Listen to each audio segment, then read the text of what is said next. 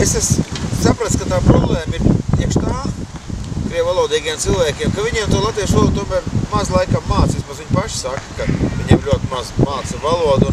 Un šis būtu viens no tiem argumentiem, ka tad vairs nebūtu šiem pārmetumi, kāpēc man neviens nemāca latviešu valodu un nemāca to pa brīvu.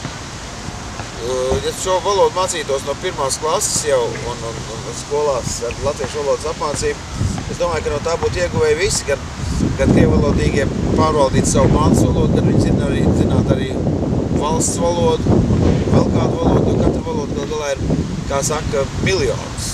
Padomju armijā bija tāds pārsvarā tie cilvēki bija no Vidusāzijas, un mēs viņu saucam par čukču sindromu. Es negribu neko mācīties, es negribu neko zināt, ja? Un tas ir pilnīgs čukču sindroms. Cilvēkam ir jābūt priecīgam un laimīgam, ka viņam kaut ko māca pa velti. Ja? Un no tā viņš tikai kļūst izglītotāks un bagātāks. Un tie, kas bļauj, tie ekstrēmisti, kas bļauj pret skolu reformu, viņi jau nezin, pret ko viņi bļauj. Viņi cīnās pret to, ka viņi kļūst inteliģentāk un gudrāk.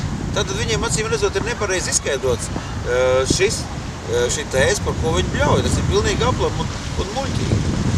Ņemot vērā to, ka arī augstākā izglītība Latvijā notiek principā latviešu valodā.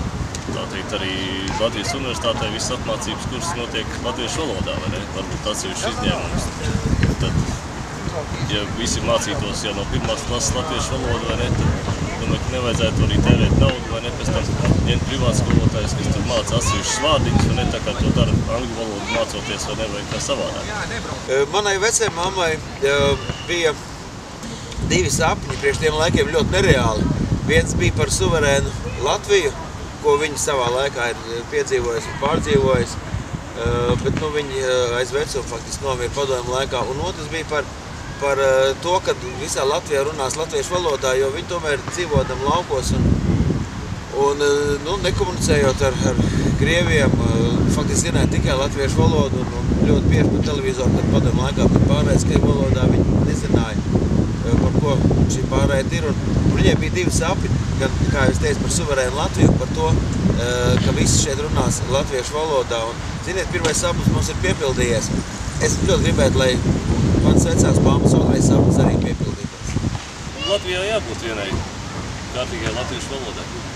Tāpēc es tieši parakstīties par valsts valodu, valsts skolās, lai visi runātu manas vecās mātes valodā.